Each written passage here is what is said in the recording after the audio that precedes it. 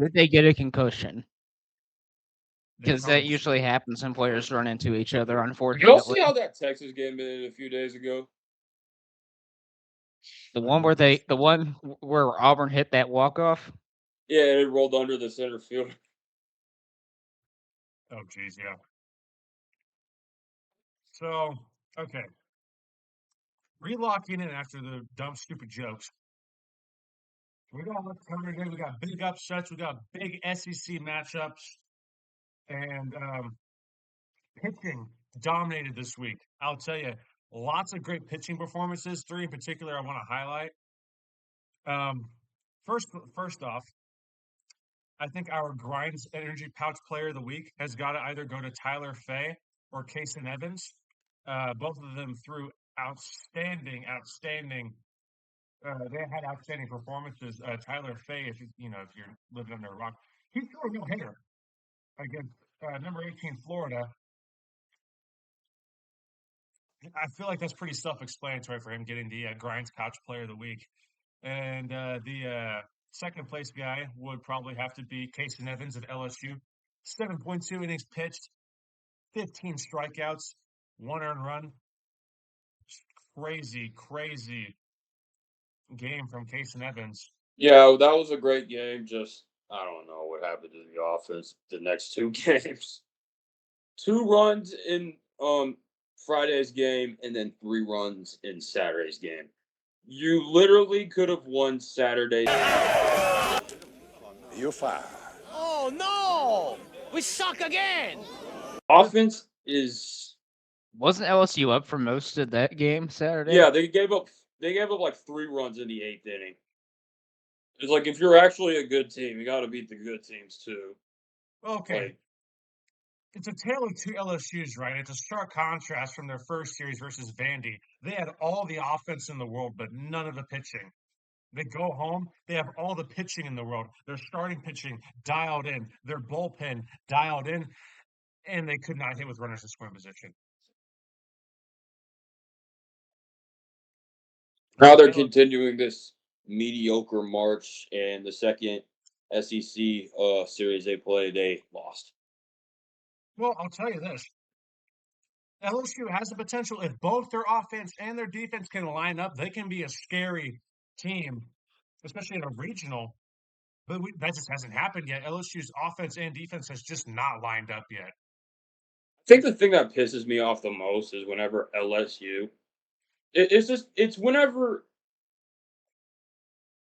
it doesn't hurt as bad if a pitcher gives up a ton of runs, but it can't. But the offense can't hit. But if pitchers give up barely any runs and the offense can't hit, that's way more frustrating.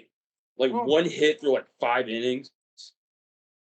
the fact of the matter is you also need your pitching to be consistent day in and day out because you don't want your offense to be playing from behind Yeah.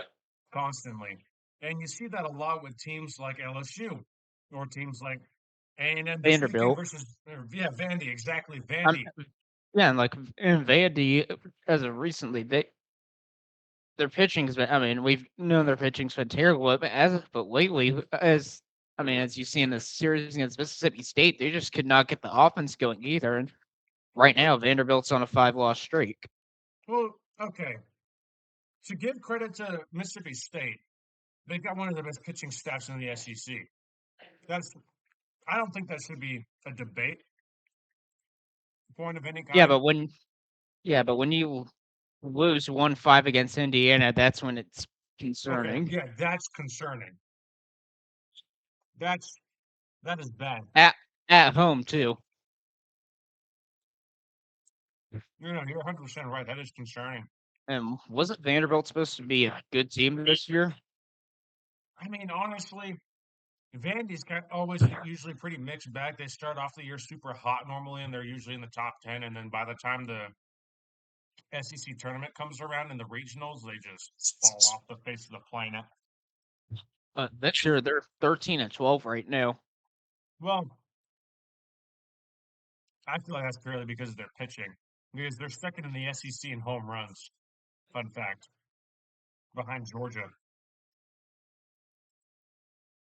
What? LSU did not collapse that fast in 2024. It's like literally a month in, we just collapsed. Which it was just a slow, agonizing death in 2024. Now it's just a bullet to the neck. Well, I think the fact of the matter is with LSU is their weaknesses got exposed early. 2024, you know, that was, like you said, slow and agonizing. You couldn't really figure out what their weaknesses were right off the jump. Yeah, they would But their just weaknesses lose got game. yeah. Sorry, Yeah, continue. you continue. I'm not Like, going to interrupt you. yeah, like 2024 LSU, they would win a lot, but you would see them drop games and cracks slowly beginning to form, and ultimately those cracks just completely blew up in the playoffs. Well, they lost the regional in Chapel Hill. I To be mean, they fair, didn't have to have. Tennessee was also really good Well, in they didn't lose to Tennessee. 2024. They lost to North Carolina. Still, UNC was a pretty good team that year. Like I wasn't upset about the 2024 after that season was over. Yeah, I was pissed because that was an embarrassing season. But guess what? 2025. I mean, we proved ourselves again. It's just if this keeps happening every time we win a championship, is this if this keeps happening My whenever we win steak is too championships, juicy and my lobster is too buttery. That's whenever LSU wins their next champion, I feel like every championship run they're gonna have like entirely new staff because like whenever 2023 we collapsed in 2024, we figure ourselves out. If we want to win back to back, which I've never heard of that happening, but if we want to have the mentality that if that could possibly happen, this is we fire all our hitting coaches, pitching coaches, and then we win the championship, and then we fire all coaches, and then win the next. This is 2024 all over again. Like we're jinxing ourselves the next season, and we can't. I don't know. It just seems like it's like a zigzag. It's like first series it's pitching, and then you have a few games, and then where you do well, and then it's offense, and then pitching offense, pitching offense, pitching offense, and then you're gonna have that game where it's pitching and offense, and and it just seems weird because we just can't do anything with both sides of the ball right now. It's just offense or hitting, offense or defense, hitting or fielding. So it was okay. Well, I'm sorry, I'm being a big back right now, but this popcorn is Yeah, really good. But there is some. There is a team I would like to bring up. What is everyone's thoughts on USC right now? I think they're a dark horse to at least make a super regional. Because right now, what they have the least losses in Power Four. Well, then they're doing really well in conference play so far. I think USC is a good team. They're balanced. They got good pitching. They got good offense. Great defense. Yeah, they're and the crazy thing is they're still kind of flying under the radar to most people Oh, it's probably because a lot of their people are shape of schedule. yeah, because a lot of people are focusing on the SEC cannibalizing itself again. Dude, the SEC always cannibalizes itself, and then they still end up winning a College World Series. I mean, baseball's just stupidly volatile like that. What is it? The last 6 College World Series have been won by SEC yeah, teams. it was LSU, Tennessee, LSU. Was it Mississippi State in 2022? I'm not 21. sure. 21. Ole Miss was Okay, 22. 2022.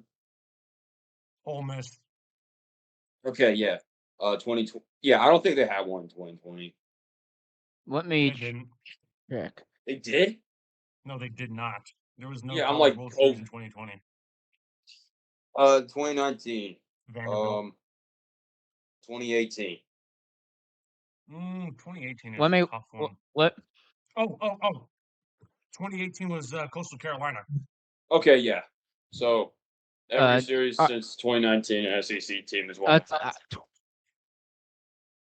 Yeah, because it's 2018 was Oregon State. it was Oregon 20, State. 2016 was Coastal. Oh, I was only 2 years off. I knew my memory was not Yeah, I deceiving just me. pulled it. I pulled it.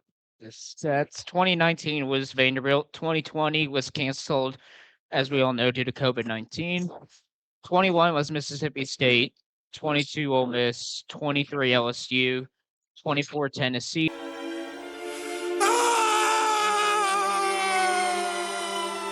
Although it should have been A&M in my opinion, and 25 LSU. Oh, okay. And just so we don't get copy strike, that comes from ncaa.com. Okay. Back on track. Let's go over the midweek games real quick. Texas and Tarleton State. Texas. They're the winners of our choker of the week segment, even though there wasn't really any, I guess, per se chokes this week. But Two hits against Tarleton State. Wasn't that like last week? it was this past Tuesday. We're going over the midweek games. Yeah. Yeah, and they didn't get one of those hits until I think the middle of the bottom of the fifth, I think. Well, they got 2 hits. So the first hit was a solo shot at the bottom of the first inning. They did not get another hit until I think the 8th inning. It was either the fifth or the eighth. And Let me pull that up. Tarleton pitching shut them out for 8.1 innings after the solo home run. And then Tarleton proceeded to sweep their conference opponents. So I'm obviously half joking saying this, but also half serious. Do we rank Tarleton State? Just throwing the idea out there. Just throwing the idea out there. Do we rank Tarleton State? I know that sounds insane. Why am I getting a 7 Deadly Sins ad on my YouTube? All right, let's skip that before that turns into hentai.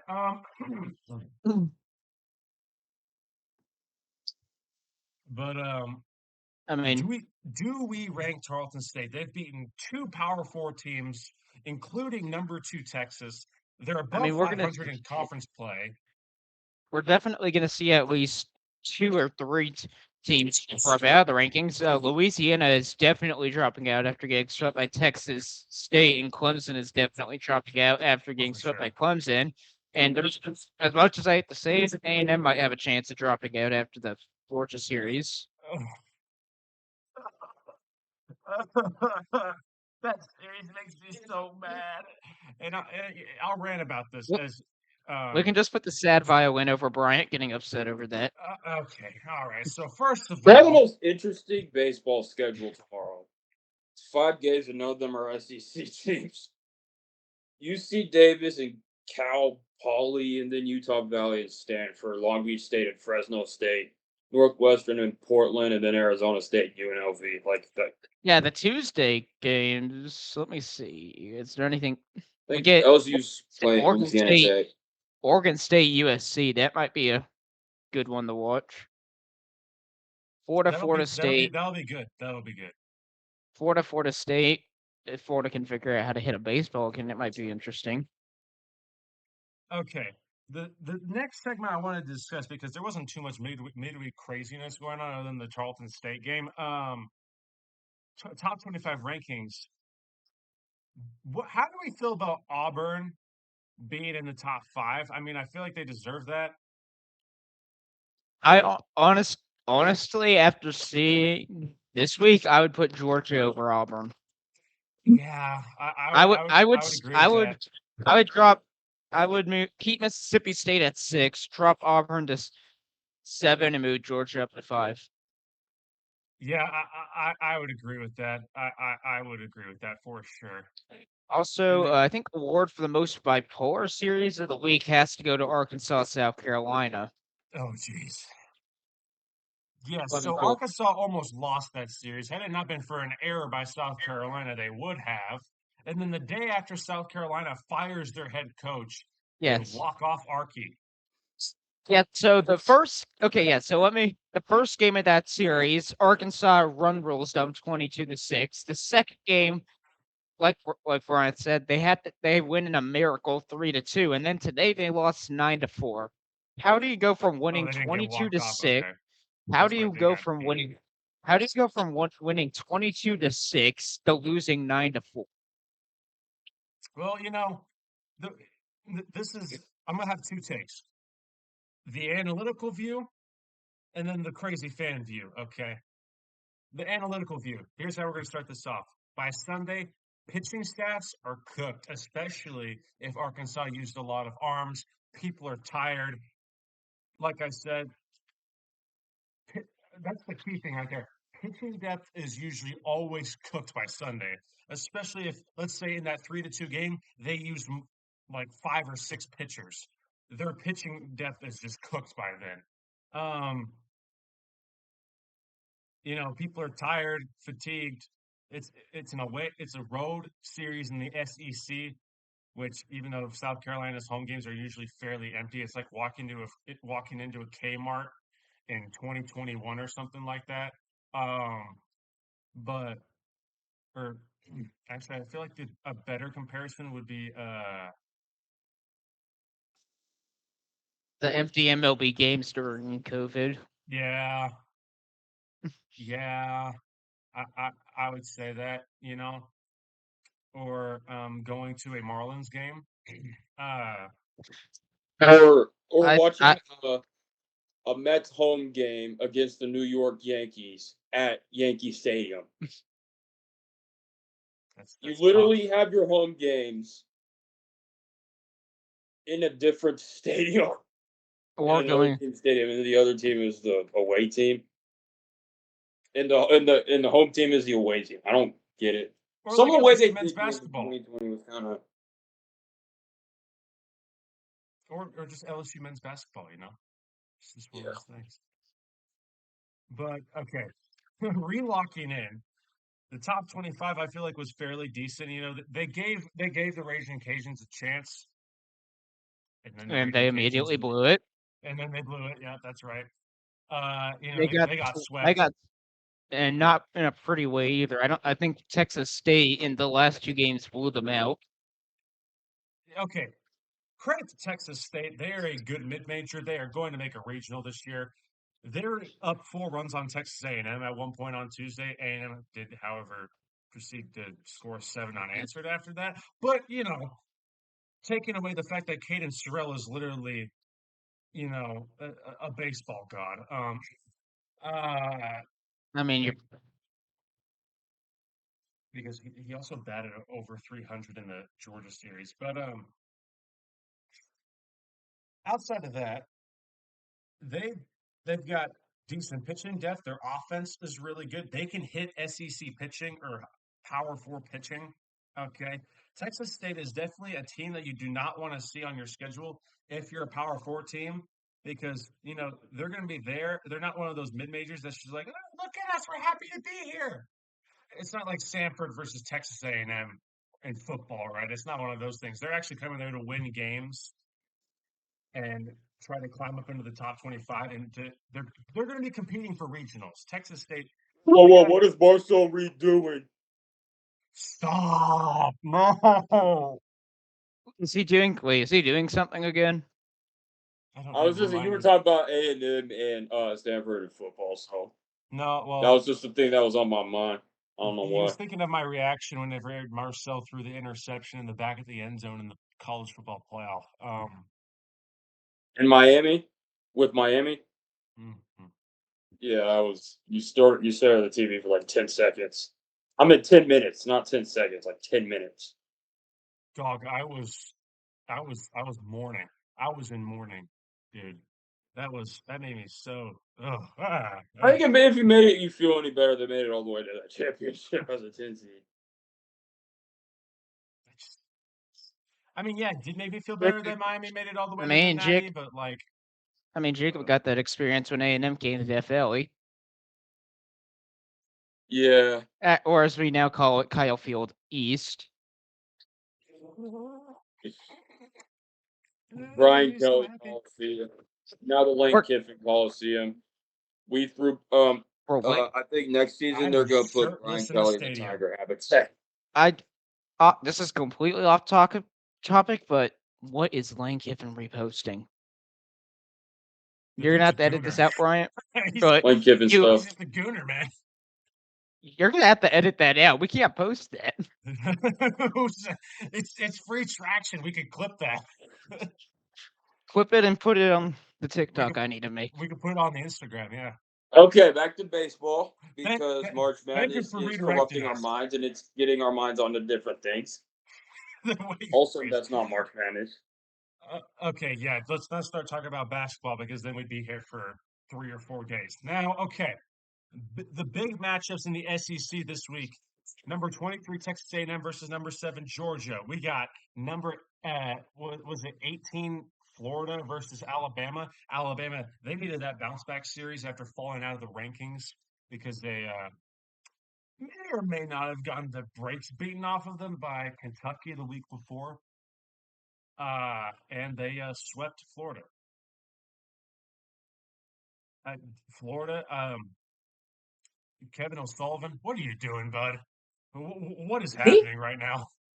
I was yawning.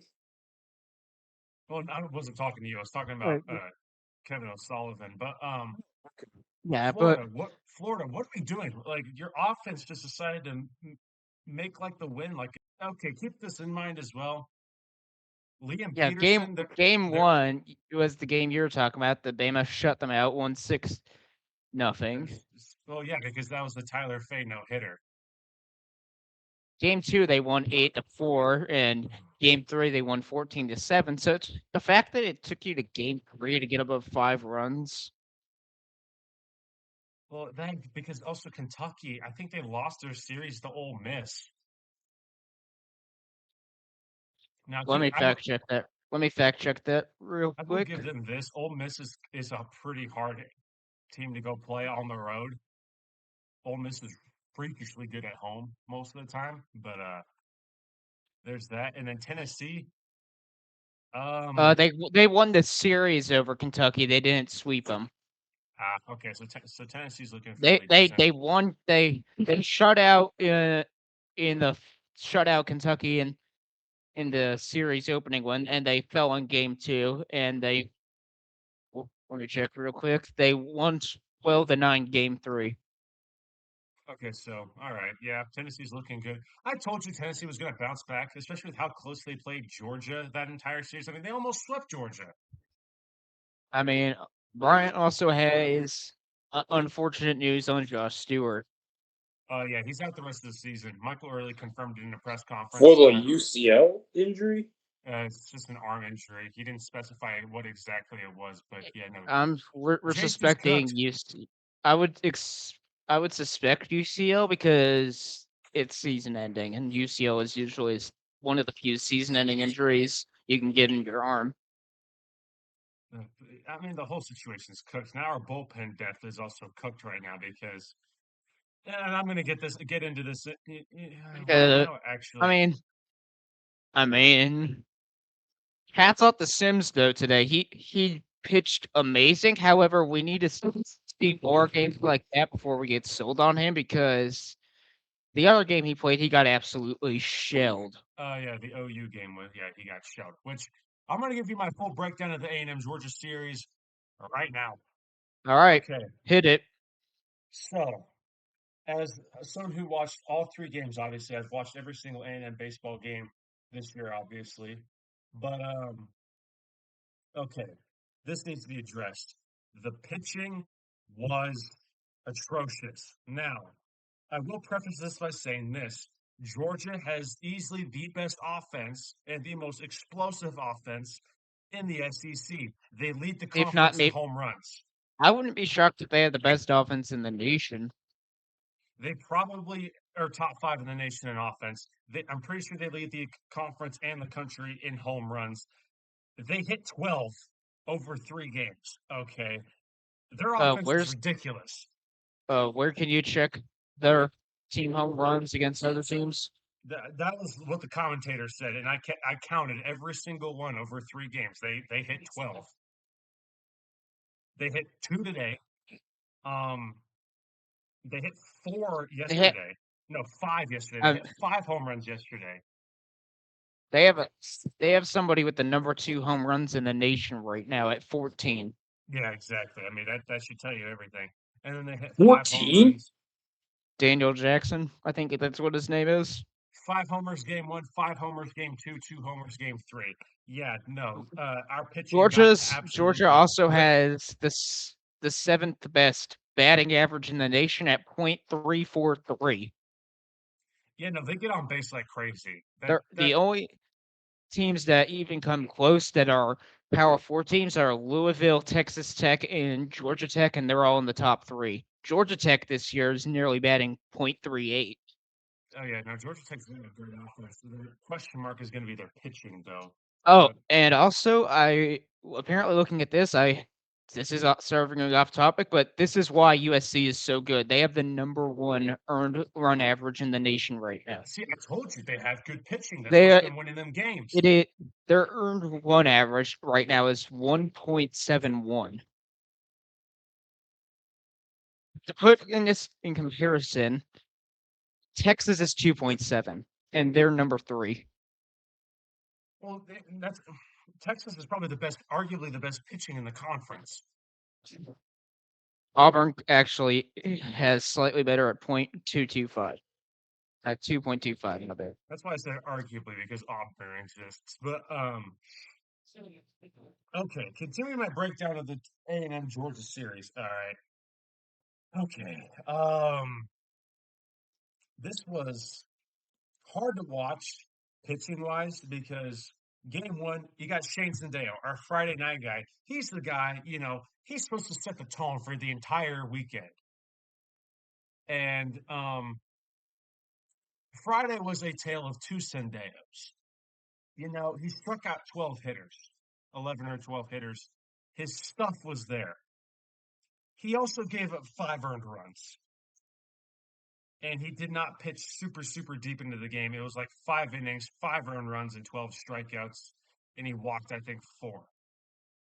His stuff was just not completely there. I mean, you saw his floor and his ceiling all in the same game. It's like I said, it was a tale of two Sendeos. Right now, it's the question mark of which Sendeo are you going to get on any given night. I mean, yeah, and you mentioned the 5 runs, and Georgia ended up winning by 5 that And game. well, yeah, because the bullpen came in and I'll get into that because the bullpen's an entirely separate issue that I'm going to get into in a second. So Sendeo, had his stuff been fully dialed in, we would have won that game. However, the offense was also a problem because they could not capitalize with runners in scoring position. And give credit to Georgia's bullpen. I was wrong about their pitching. They've got some pretty dang good pitching, especially in that bullpen.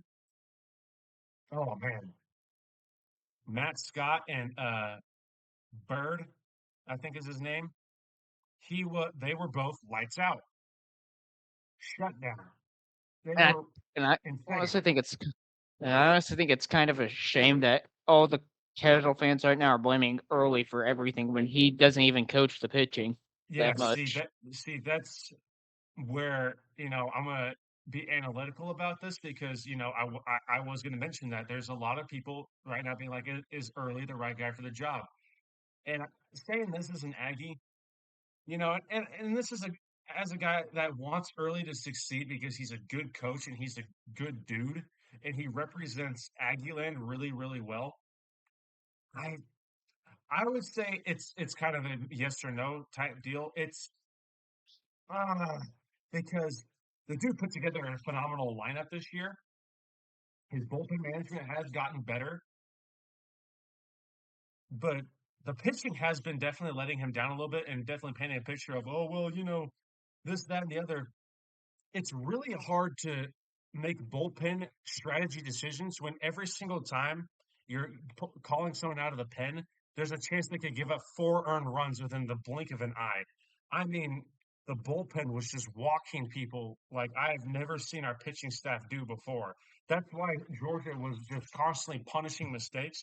We were giving free passes. And I explained this in episode 1 or week 1 of Road to Omaha. You cannot defend home runs and you cannot defend walks. The home runs, obviously, the ball's going over the fence. You can't go get a ball that's, in a 3-year-old's hands now. Obviously, that's child abuse, but the joke aside, Referee. and you can't defend walks because you're literally Oh just my basically God. handing a base over to a guy. You I know, mean, it's the not like only guy you even consider that we intentionally walk, I think he was the guy at Georgia who's just leading them in home runs because every time he hit, he was basically getting a home run. okay, yes. I cannot remember his name. He's a lefty, tall guy. Daniel Jackson, I think, is what his name No, it was. wasn't Daniel Jackson. He had kind of a funky last name. Random dude who's gonna become a country singer after he quits baseball. Well, he's a big guy. I don't think he's gonna be a country singer. I think he's gonna be a slugger type. But anyways, so game one, you got a tale of two Sendeos. Game two, okay, so Weston Moss is definitely the weakest link in our rotation. Um, I don't even know where to start with Weston Moss. He gave up 4 home runs last night or yesterday versus Georgia. 4 dingers. If And you want to win games, you can't do that. yeah, no, that's the other issue I'm going to address in a second is, you If it don't want was your, 4 hits, that's different. 4 home yeah, runs is a completely different story. yeah, no, the dude was just getting teed off on. The first inning, he had me fooled. He struck out the side, and I was like, will he finally have a bounce back start? Because even, in his win versus Oklahoma, he still gave up 5 earned runs. The offense just carried that game. But Yeah, and then Georgia basically was playing like they turned the difficulty slider all the way down. yeah, well, that's the thing with Weston Moss. Okay, I'll put it plainly, he's an emotional pitcher. His performance is directly tied to how rattled he gets.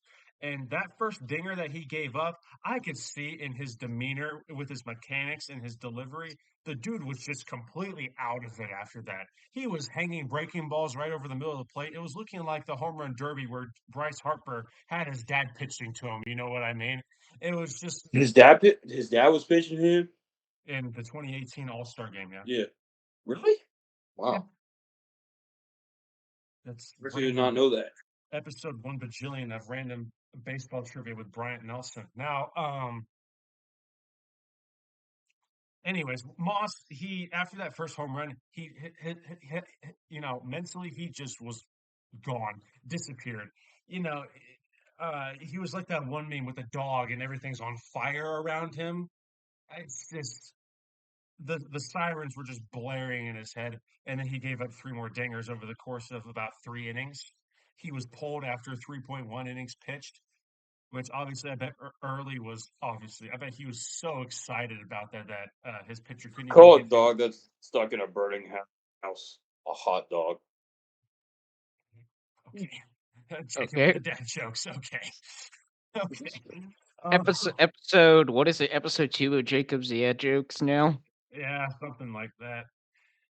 But like I said, Moss, his performance is directly tied to where he's at mentally, and he just gets in his head so easily, and he gets rattled so easily.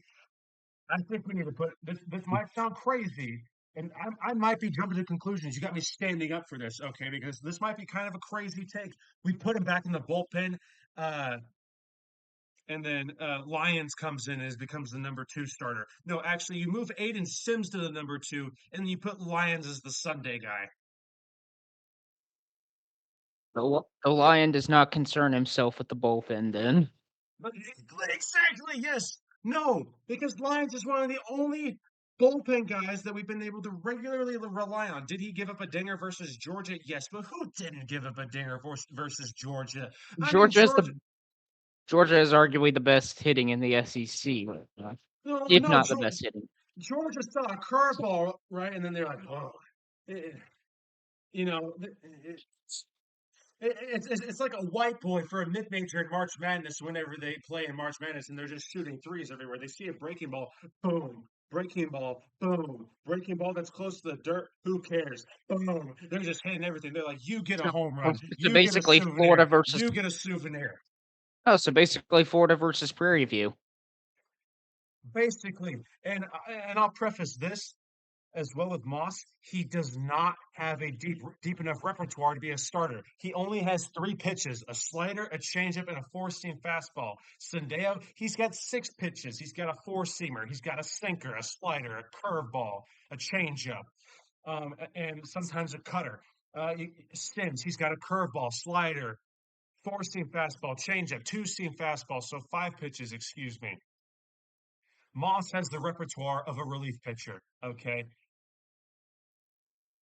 He does not have the stamina, nor does he have the repertoire or the approach to be a starter. And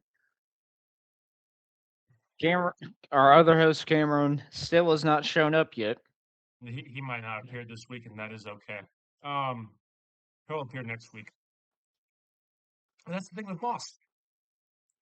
You know, he does not have the mental toughness to be a starter. He does not have the repertoire to be a starter. He might have the pure stuff. He's got velo and he's got movement. The dude does not know how to locate his breaking ball, though. Every single time I swear he throws a slider, it does not have enough horizontal movement to it. It looks like a curveball, honestly. It has It just curveball goes and it just speed. goes mid and it just goes middle, and Georgia just hits it. Dude, yes, exactly. That's what I'm saying. And dude, you And I did the same watched thing most of too. that. And I watched most of that second game. It was And UCLA did that to him too. He gave up 7 earned runs versus UCLA. Now, okay, UCLA is the #1 team in the country, but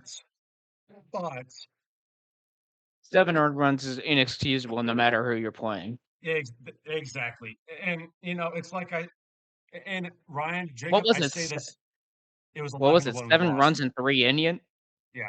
7 runs in 3 innings. Oh, what did you say it was like? Because we're probably gonna have to edit it out. I didn't say it was like anything. Oh, yeah, I might have to edit that part out, but it's okay. But Jacob and Ryan, I preface this Yeah, we every can't put. single Yeah, we can't put that the uncut version of this one, and we can't get canceled this early. I preface this every single time, and y'all know this. You cannot have your offense constantly playing from behind. Every single time Weston Moss has pitched this season, what is happening? Jacob, tell me what is happening with the offense. What are they doing?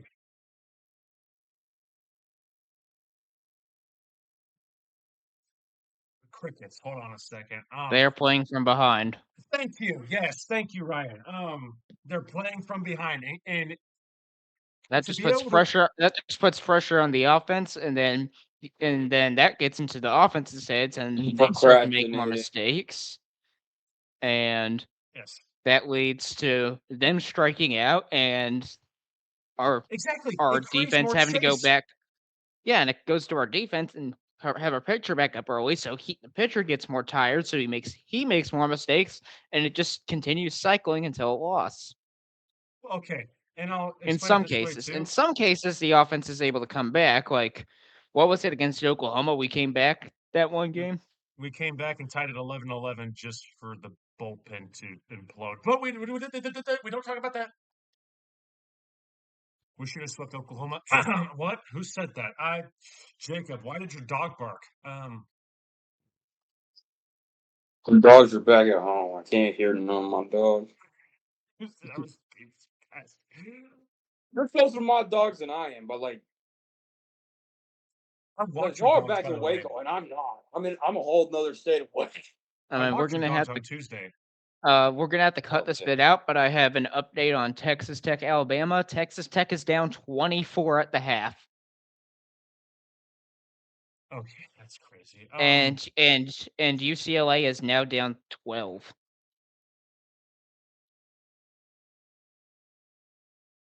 Okay. Now that I've had a little bit of time to cool off, Anyways, back on topic. what I'll elaborate on what you were trying to explain, Ryan. Yes, when a team is down, your offense is going to chase more, trying to create more runs, trying to manufacture more runs by getting more people on base. Although, whenever you're down big, they're not, trust me, a lot of hitters, especially if they have pop, are not going to care about getting on base and moving the line ahead. They're going to be thinking, I got to hit this thing 500 feet over the freaking fence. And it's going to be like Napoleon Dynamite. Gosh, my pitching gave up 7 runs. We're playing from behind again. But So basically, they're like, "Oh, I need to hit the defense. Oh, I'll get it next time. Oh, that's a foul. I'll get it next time. Ah, dang it! I shouldn't have swung at that." exactly. And I was like head level. I was a head level pitch. I don't know how I swung and missed at that. that is exactly right, Jacob. Or it's like you see a slider in the other batter's box, but that slider for the first 40 feet it was in the air. You're like, hey, it's a good looking pitch. Maybe I'll take it. Oh no, it's in a. Which Ah. also, I don't like to talk about umping a lot because you can oftentimes make it look like you're a bias, but that umping in game one was terrible. Oh, the strike zone. I've got my own. Dude, the strikes, it's like that one scene with SpongeBob. No, you can't do it like this, or like this, but like this. Dude, the strike No, zone was doing this. It was like this, and then it was like this, and then it was like in another zip code. I thought that thing was in Corsicana for a second. Honestly, I probably could have driven from one corner to the strike zone from to the other corner of the strike zone. I need to clip that for the TikTok. Oh, but it's just there was Wesley Jordan was batting in the bottom of the 7th inning. It was a 3-1 count. The Georgia pitcher throws a changeup in the other batter's box. It was like, all right, well, I'm on base. Umpire, yes. So, and then Wesley was like, and then he proceeded to chase the slider in the dirt. So the procrastinating on offense is like hitting a baseball on stilts. This, Yeah, yeah, this isn't Banana Bowl. Oh yeah, I remember I went to the Bananas game and the guy on stilts.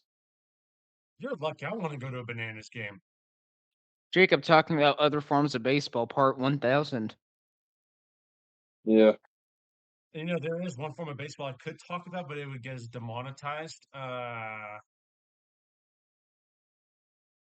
It's It, spring it, training, isn't it? no, it involves a different kind of bat.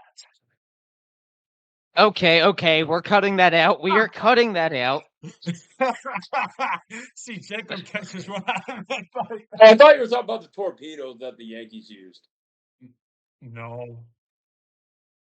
They started using torpedoes Oh, in Major League games. What?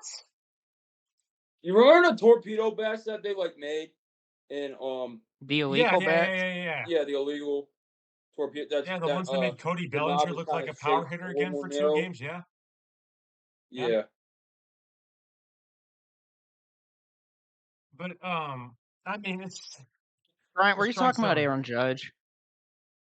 His bat. That's it's like the pickle in the pouch. But Okay, we're gonna have to cut that out as well. yeah, you're gonna have to And I cut that thought, out. and I thought we were gonna have to cut out Cameron's lines more. Yeah. Half the Well, stuff in this podcast, this episode, are gonna get cut. yeah. I'm gonna have a lot of editing to do. That's for sure. But um, the strike zone was definitely like it was like a reverse my 600-pound life transformation. Um, Stop right there. We are going to get demonetized if you continue. yeah, you're right. All right. Yeah, I don't want editing to be too hard for you, so I Yeah, want. we're gonna have to edit this last 5 minutes out. Yeah, you're right. But we're clipping the freaking strike zone thing, obviously. But All right, let's get back on. Let's get back on topic. back on topic. Breaking down the series. Okay, Uh, where was I? Game 2. My king, Lions. He comes in for the most part, shuts things down. Does unfortunately give up a dinger.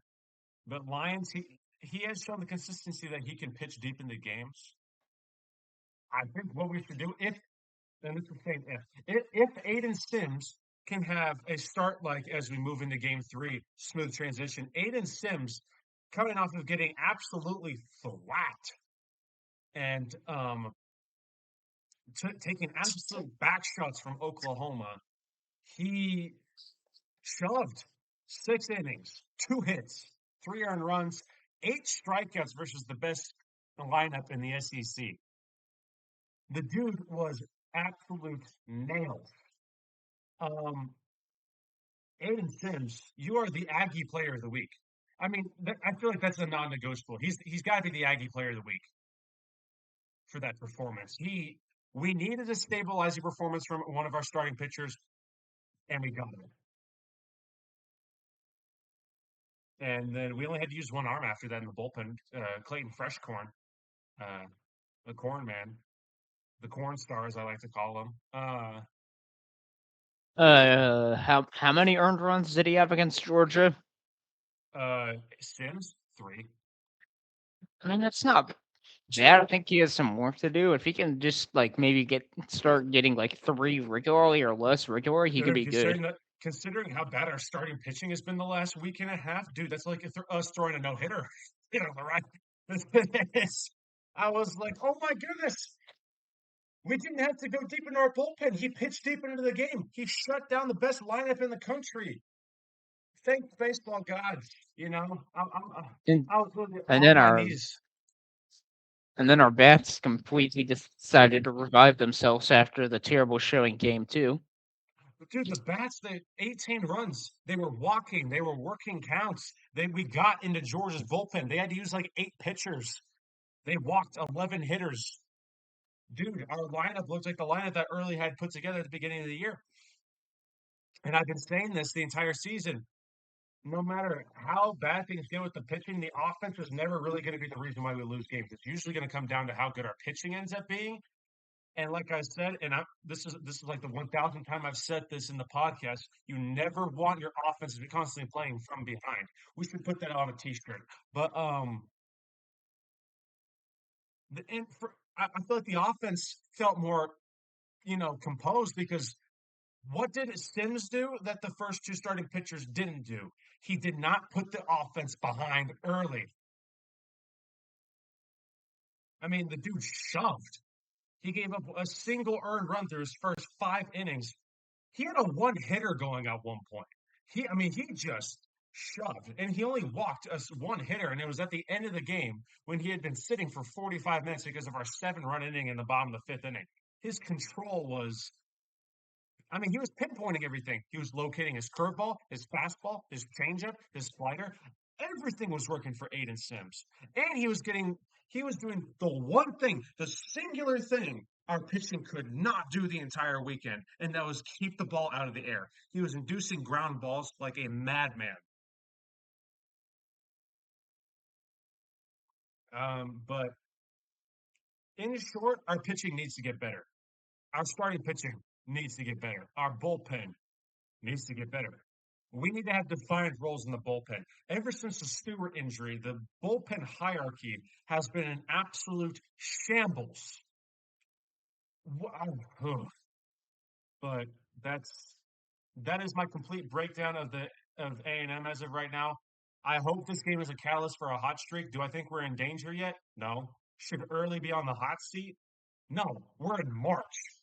I think we got like 2 months until we need to put Jason Kelly on the hot seat, though. Thank you. I've been saying this the entire weekend. Put Jason Kelly on the hot seat. Or at least, maybe not hot seat. Maybe that might be a bit of an overreaction. Make his seat a little bit warm. It's like wishing upon your worst enemy that they have warm pillows at night. Except obviously, Jason Kelly is not my worst enemy. When you turn on the heaters in your car on winter. Yeah, something like that. Or as Jacob would describe it, Pizza Hut in the garage. Sure, I was there. Yeah, so basically, no, don't ring the alarm bells yet, but like just say, okay, we need to see how this season goes, and if it doesn't go well, then start a next season, put him on the hot seat.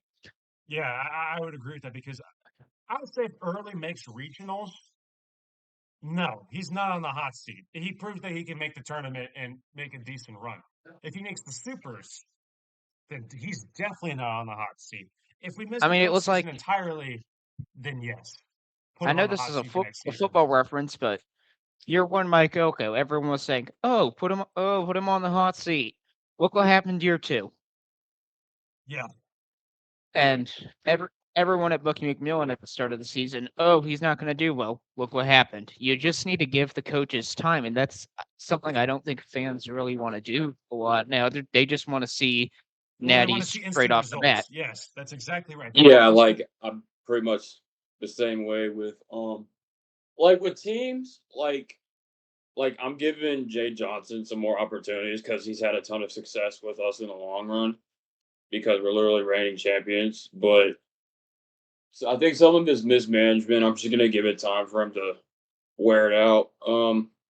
But if it's like but I just don't like persistence with that kind of stuff. Like I feel like if a team gets worse and worse and doesn't know how to fix it, then that's when you gotta consider some other stuff about you gotta start considering some stuff about Well, the staff. But I just well, don't think yeah. it's smart to fire him right now because Jay Johnson, like, why would you fire him? That's pretty much that may be the dumbest thing you could do in LSU sports right now. Like, but I feel like and nobody's perfect. No manager is perfect. But like Right, exactly. I you're in 100% the agree with that. baseball conference in all of college sports. And it pretty much SEC sports, not just baseball, football, basketball. You're pretty much held to a different standard when it comes to sports. You got to step it up a notch when you're playing conference teams. Right. And I feel like, I mean, you could see an example of that. This yeah, is again, this is off topic, but A&M South Carolina in football this year. and he's got a lot of experience. And I think um he got to he got I think I think coaching an SEC team really kind of shapes yourself. It's like for example, like our it pretty much is the hardest test being an SEC coach. You got to be the best of the best to coach in the SEC. And I think like some conferences that may work for pretty much most of the other conferences, but for the SEC it might not. I just feel like it's because of the teams we're playing, because how much of a powerhouse we are in baseball. I think Well, what it's a we could war. do, we Weekend in and weekend out, it's a war in the SEC, and I agree with I you mean, yeah, there. well, look at SEC, this. Yeah, I mean, an example, Arkansas series against South Carolina. I mean, even though South Carolina isn't really doing that good, they're still a dangerous team, even despite their record. So I mean, like So is Vanderbilt. Like every team in the SEC can and will beat you if you're having an off day. the yeah. here's the thing. SEC, and don't get me wrong, it's pretty much been on and off this year with the SEC in baseball so far. We've seen like crazy losing streaks with all the SEC teams in on certain weekends. Arkansas, I've seen some pretty embarrassing losses with them. Um, Texas probably has one of the most embarrassing losses the in all the of baseball. Ole Miss game in the Auburn. That's Tarleton. I was referencing that Texas probably has the most embarrassing loss in all college baseball this year. It's like all Probably not even this year. Probably over the last couple years. wait, how many losses has Texas had? 3. I think so. Mm, 3. Okay, yeah, yeah. all of them were in embarrassing fashion. The Ole Miss one, The Ole Miss one, the Tarleton one, the and then Auburn walk off, the grounder under the center fielder. and then didn't they act like they clutched victory from the jaws of defeat when they won 11-2? Yeah, kind of. It's complicated, but Jacob, I agree with everything that you're saying, and I'll tell you, And adding on to that, like the SEC this year, usually you want to see them beat all of the like midweeks. I've noticed that the SEC is not taking midweeks as seriously. Yeah, they're not taking midweeks as I mean, seriously. what didn't LSU lose to a team of like what 2 wins? Sacramento State, McNeese, What was it, UL, Southwestern or Southeastern? the Raging Cajuns. Northeastern. Yeah, that UL is the Raging Cajuns, That Lafayette, that aka Boudin Land. that were 25. Keyword is were. You're not going to be 25 after you get swept by Texas State. Because Yeah, no. honestly, I could see Texas State being 25. Oh, for sure. Texas State is a team that I could see getting ranked. Um, I just have some quick closing thoughts. All right. We got some big time matchups this weekend. The SEC still going to be a gauntlet as always. I've got a 9:30 a.m. class. I got to go to bed. I also have a 9:30 a.m. class. Yeah, Yeah. I just to close it off, let's just dedicate this episode to Chuck Norris as he sadly passed away this week. Chuck Norris did not die. Or He as simply took Death's place. He's with Jesus now. Yeah. He's Jesus' bodyguard now. But that is going to wrap it up for this week's episode of Road to Omaha. If you enjoy, subscribe, follow our Instagram, follow the ticky tack that Ryan is, I think, going to create if he doesn't, get distracted. And we will see you next week.